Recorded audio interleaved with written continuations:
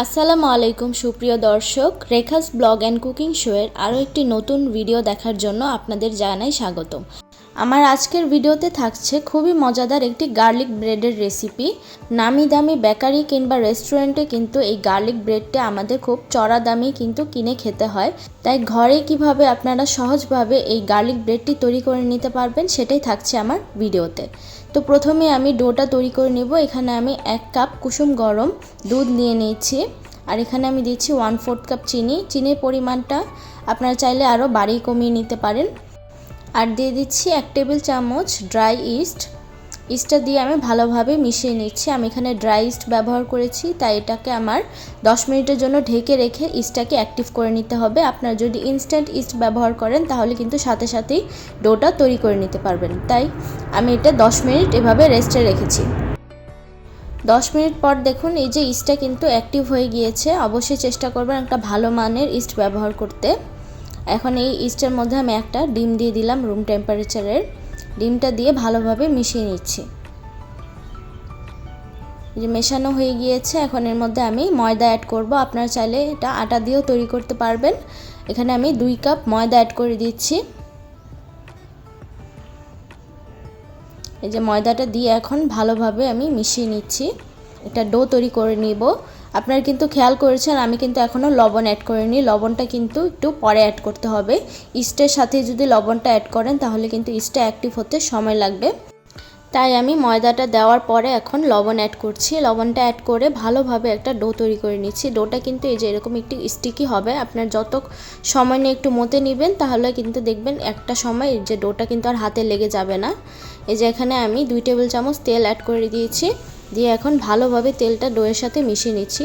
10 থেকে 15 মিনিট এভাবে মতে নিলে কিন্তু দেখবেন একটা সফট এবং পারফেক্ট ডো তৈরি হয়ে যাবে। আর এই কাজটা একটু সময় নিয়ে করতে হবে এবং এরকম একটা মসৃণ ডো তৈরি করে নিতে হবে। ডোটা যত পারফেক্টভাবে তৈরি করতে পারবেন আপনাদের ব্রেডটাও কিন্তু তত সফট আর ফ্লাফি হবে। এই যে ডোটাকে এখন আমি 1 ঘন্টার জন্য রেস্টে রেখে দিচ্ছি। অবশ্যই 1 ঘন্টার জন্য এভাবে রেস্টে রেখে দিতে হবে। আর এখানে আমি একটা বাটিতে আমি রসুন কুচি নিয়ে নিয়েছি। আমি রসুন গ্রেট করে নিয়েছি 2 টেবিল চামচ। আর এখানে 2 টেবিল চামচ বাটার অ্যাড করে দিচ্ছি। একদম কিন্তু সফট রুম টেম্পারেচারে থাকা বাটার আমি দিয়ে এখন এই বাটারের সাথে রসুন কুচিটা ভালোভাবে মিশিয়ে নিচ্ছি। যেহেতু গার্লিক ব্রেড তৈরি করব, গার্লিক ব্রেডে কিন্তু বাটারটা অবশ্যই দিতে হয়। এখানে তেল ব্যবহার করলে হবে না, বাটার ব্যবহার করতে হবে। এই মিশিয়ে একটা সাইডে রেখে দিচ্ছি। 1 ঘন্টা পর দেখুন আমার ডোটা কিন্তু একদম ফুলে ডাবল হয়ে গিয়েছে। আপনারা যদি ভালো মানের ইস্ট ব্যবহার করেন দেখবেন 1 ঘন্টার মধ্যেই আপনাদের ডোটা এরকম ফুলে ডাবল হয়ে যাবে। এই যে ভিতরে যে এয়ার ক্রিয়েট হয়েছে সেটা আমি এভাবে হাত দিয়ে চেপে বের করে নিচ্ছি। এই যে এখন একটু ময়দা ছড়িয়ে আমি একটা রুটি বানিয়ে নিব 4 কোণা করে। এই যে হাত দিয়ে চেপে ভালো করে বাতাসটা বের করে এখন আমি একটা রুটি তৈরি করে নিচ্ছি বড় করে। 4 কোণা করে তৈরি করতে হবে রুটিটা, খুব বেশি পাতলাও না আবার খুব বেশি মোটাও না। হয়ে গিয়েছে। এখন আমি যেই বাটার আর রসুনটা মিশিয়ে রেখেছিলাম এখন এটা এই রুটির ওপর আমি ছড়িয়ে দিব। একটা চামচের সাহায্যে করে নিচ্ছি। আপনারা চাইলে ব্রাশ দিয়েও করতে পারেন বা হাত দিয়েও চাইলে লাগিয়ে নিতে পারেন। আমি এইভাবে চামচ দিয়ে চারো সাইডে ভালোভাবে লাগিয়ে নিচ্ছি সব জায়গায়। ঘরে যদি এরকম মজাদার গার্লিক ব্রেড আমরা তৈরি করে নিতে পারি তাহলে তার রেস্টুরেন্ট থেকে কিনে খেতে হবে না। আর রেস্টুরেন্টে কিন্তু গার্লিক ব্রেডটা খুব বেশি দামে বিক্রি করে থাকে। এটা কিন্তু ঘরেই খুব অল্প খরচে তৈরি করে নিতে পারবেন। আর যে এখন এর উপরে আমি মোজারেলা চিজ গ্রেট করে উপরে দিয়ে দিচ্ছি। আপনারা চিজের পরিমাণ যদি বেশি খেতে চান আরও বেশি দিতে পারেন। আর উপরে দিয়ে দিচ্ছি একটু চিলি ফ্লেক্স। খুব বেশি দিচ্ছি না, বেশি দিলে আবার ঝাল হয়ে যাবে বেশি, তাই অল্প পরিমাণে দিয়েছি। আর এখানে দিচ্ছি আমি ধনেপাতা কুচি। খুব ভালোভাবে ছড়িয়ে দিয়েছি। এখন এটাকে আমি ছোট ছোট করে কেটে নিব পিস করে।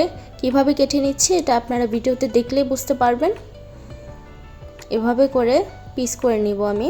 আপনারা চাইলে এই পর্যায়ে কিন্তু রুটিটাকে রোল করে একদম মোল্ডে দিয়ে দিতে পারেন, আবার চাইলে এরকম পিস করে আমার মতো দিতে পারেন। এই যে পিস করা হয়ে গিয়েছে, এভাবে ছোটও না খুব বেশি বড়ও না, এভাবে পিস করে এখন একটার ওপর আরেকটা আমি বসিয়ে দিচ্ছি।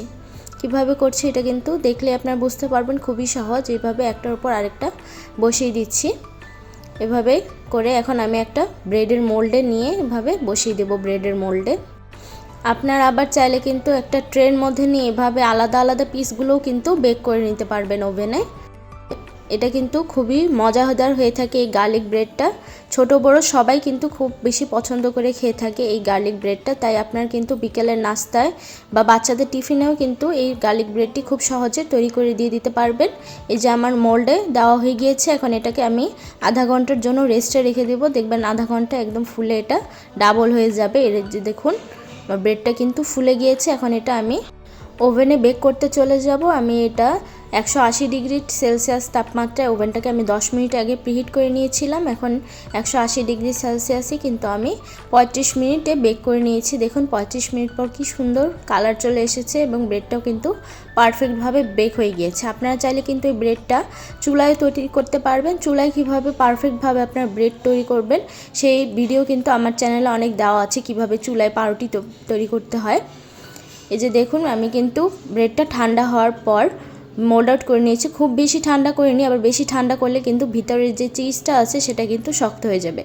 তাই এই গার্লিক ব্রেডটা একটু গরম গরমই পরিবেশন করে খেতে হয়। আশা করি আপনার বাসায় একবার হলেও ট্রাই করবেন। ট্রাই করে অবশ্যই আমাকে কমেন্টে জানাবেন। আমার আজকের ভিডিওটি এখানে শেষ করছি। আল্লাহ হাফেজ।